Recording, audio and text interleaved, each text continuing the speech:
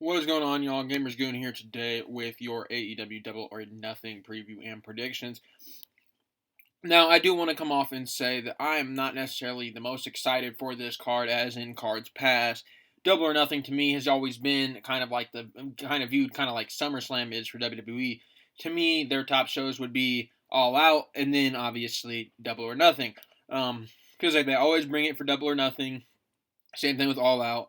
And this year for Double or Nothing, I just don't feel I don't have that feeling. I'm not super invested in this card. A lot of this card to me just feels weak, not super well thought out, not a lot of storylines that I really care about. So I do want to start it off by saying that. But we're gonna get into Double or Nothing. It is a 10 match card, a little on the long side. Not a huge fan of it being on the long side. Unfortunately, especially with kind of some of these matches I just don't really care about. I kind of am not a big fan of it being on the long side. But first we got, sorry if you can hear the rain and all that. I mean, it's pretty bad weather here today, here where I'm staying. But first we got Roderick Strong versus Will Ospreay. To me, I do not like Roderick Strong's character. I don't like the fact that Roderick Strong is the the AEW international champion. I don't like it. To me, Roderick Strong is not that. To me, Roderick Strong is probably better off in a group, and he's kind of the leader here. Obviously, we know him coming out for a while. Adam and Roderick Strong, kind of an annoying, cocky little guy. I don't like him. I don't like him. I don't like his gimmick. I don't like that he's champion. Will Ospreay is a guy I really like. Obviously, Will Ospreay, kind of the shining star here in on this, maybe even the entirety of Double or Nothing. To be honest with you, Ospreay, we know how good he is. Great performer. Potential soon to be, maybe in a couple months, maybe a year. At some point, he's going to be, I would assume, the AEW World Champion. Very good guy, wrestler there. I think Ospreay, the sky's the limit with him. A lot of talent in him. Does he beat Roderick Strong for the international championship? Is Will Ospreay going to have an international championship title run? I'm not sure. I would prefer if he did, because I really do not like Roderick Strong. I don't like Roderick Strong. I don't know how many times I have to say that before the point gets conveyed enough. But Will Ospreay, to me, I think he's got to win this match, mostly because I just, as I said, don't like Roderick Strong. Next, we got another one that I'm just not a big fan of. Tony Storm. I know some people are high on this Tony Storm gimmick. I'm the complete opposite. I think it's dumb. I don't like it. I don't like the whole black and white thing. I don't like the I just am not a fan. It's just, to me, it's not a good gimmick really. And then you got Luther and Mariah May there with her. I don't know it's just a weird gimmick. It's just a weird gimmick. I don't like it. And then you got her going up against Serena Deeb, who I'm gonna be honest, I kind of didn't even remember or really realize Serena Deeb was still around in AEW, and now she's fighting Tony Storm, kind of thrown together match here. Is it going to be a solid match? Probably. Both are good wrestlers. I just don't like Tony Storm's gimmick. I kind of just don't really have much investment in Serena Deeb, unfortunately. I'm going to go Tony Storm to win. If somebody's going to knock Serena, or is going to knock off Tony Storm, it's not going to be Serena Deeb, so she's going to retain her Women's World Championship. Then we got Adam Copeland versus Malachi Black. This is another one that, as I've been saying, I don't care about some of these people in these matches. Copeland, I get he's the champion. I get he's the TNT champion. But to me, I don't care. It's a barbed wire steel cage match. It's going to be a good match. Malachi Black, I need him to win. He probably will not win, because if I'm taking Ospreay to beat Strong, one of the two is going to lose. Adam Copeland, like, this goes back to the thing with WWE that everybody was always upset about, is you have all these old part-timers. I mean, Adam Copeland's not part-time, don't get me wrong. But you have all these people that have been there, done that, coming in and taking spots away. And to me, that is kind of what Adam Copeland's doing. That's kind of what Adam Copeland's doing. We don't need him on a match or on a card that Chris Jericho is on. We don't need him on a card where you got Christian Cage into the main event. You don't need that. Copeland is probably, if we're talking about those three specifically, he's the one that deserves to be the most on the card. But you want to build new stars, you want to do this, you want to do that. To me, I don't like relying on old WWE stars. I mean, Copeland, his run's been okay. He's a champion, obviously, but ultimately, I don't really care. I don't really care. Malachi Black, somebody that I hope would win, but I'm going to go with Adam Copeland to get the victory. Then we get Jon Moxley versus Takeshita. This is going to be a good match. I am excited for this one. The IWGP World Heavyweight Championship Eliminator match. If Takeshita wins, he will receive a future IWGP World Heavyweight Championship match. It's going to be a solid match. It really is. Both of these guys are really good in the ring. I think it will be probably, if not the match of the night, probably second best match of the night, to be honest. Takeshita probably will win this one simply because there is that stipulation that he will get a future match, and it could lead to some more stuff with Takeshita. So I'm going to actually go with Takeshita to beat Jon Moxley. Then we get Trent versus Orange Cassidy. Now this one, I've been going back and forth on. I actually do care about this match. I actually do have investment in this match. It's not just, it'll probably be a good match, but I don't care. This is a match that I actually am looking forward to, believe it or not. Obviously, we know best friends, blah blah blah. Orange Cassidy was in that grouping for a while, and then Trent, Chucky. We know what happened between those guys.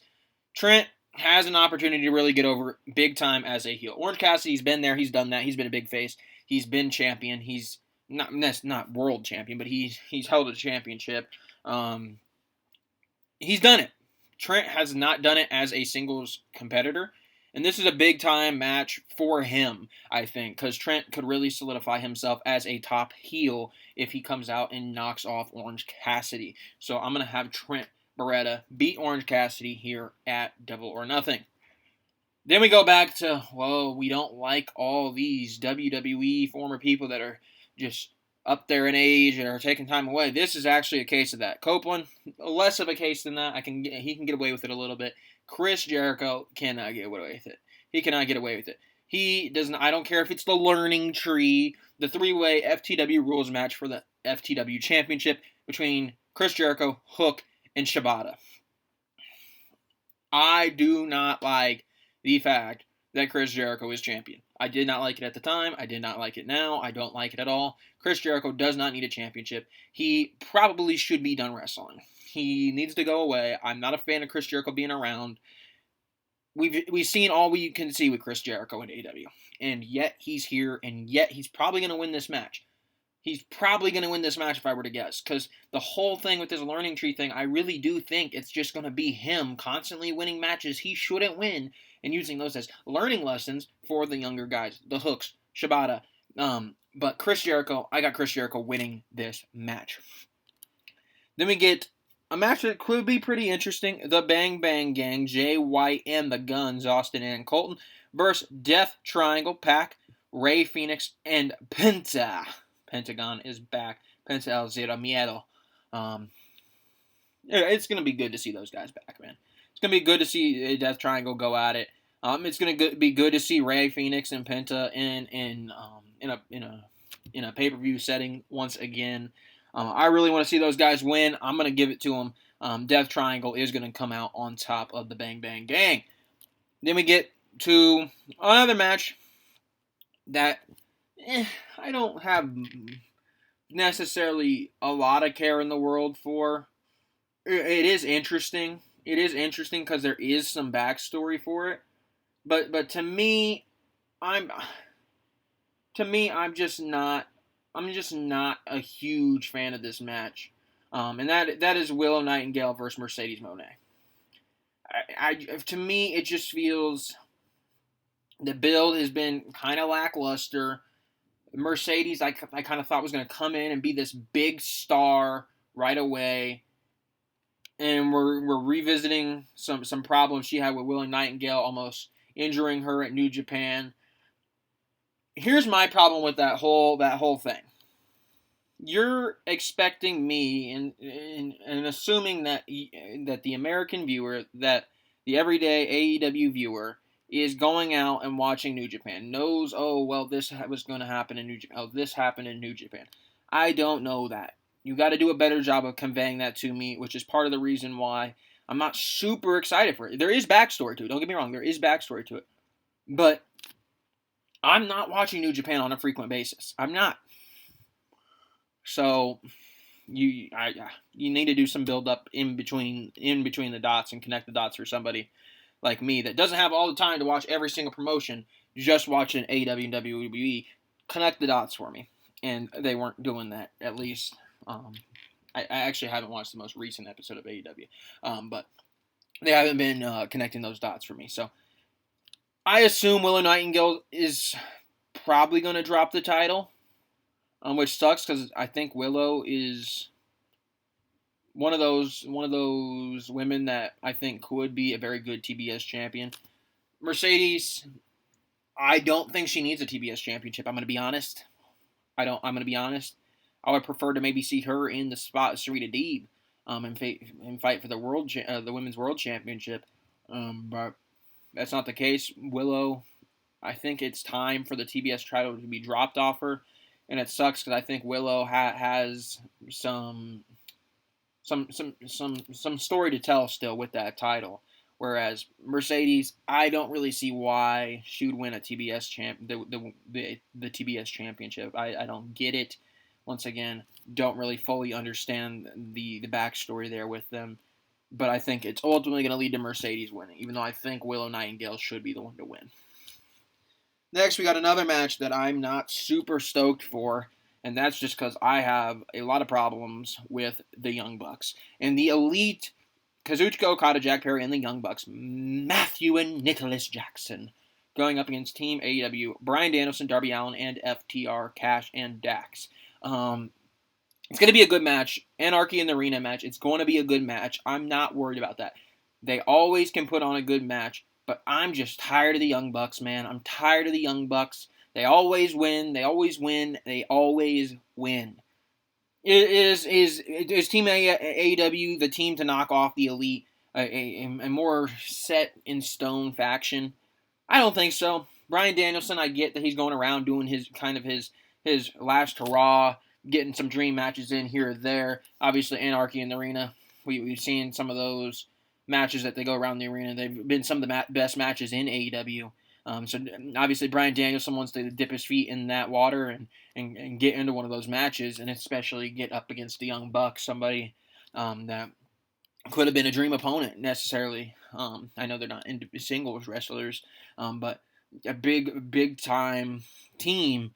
Bryan Danielson could see that as a dream opportunity to go up against the Young Bucks.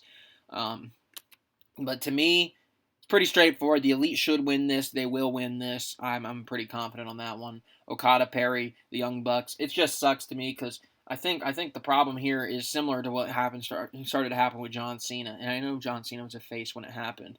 But Matthew and Nicholas Jackson, they just win. And it's just like, man, can anybody else get a shot? Can anybody else get a shot?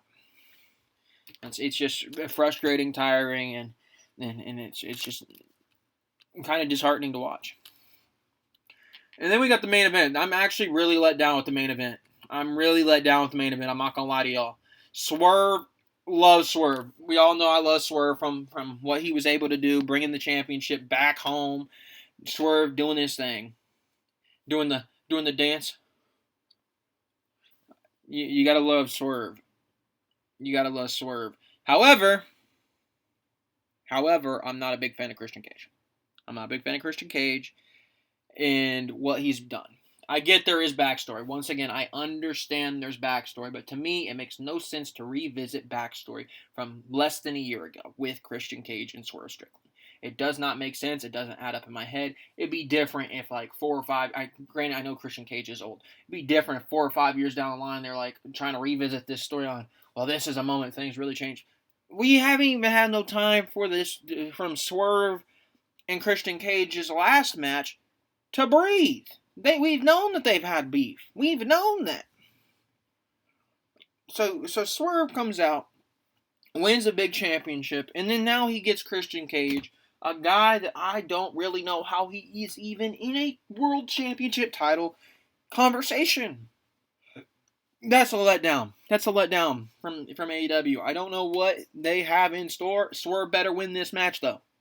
He better win this match. And if I'm looking at this card and I'm telling you, Double or Nothing, second biggest show of the year, something has got to happen.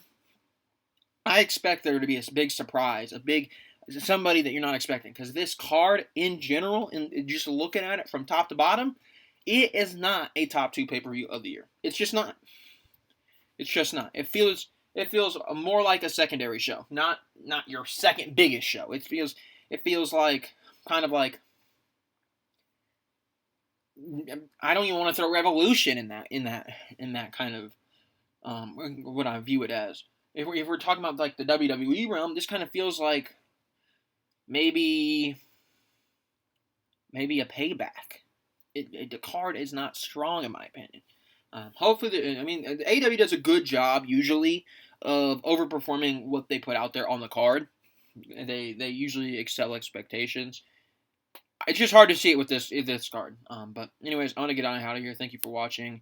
I will see you all next time. I will be back on Monday, hopefully to review a good show. Hopefully to talk about what was good in the show. But thank you for watching. I'll see you next time.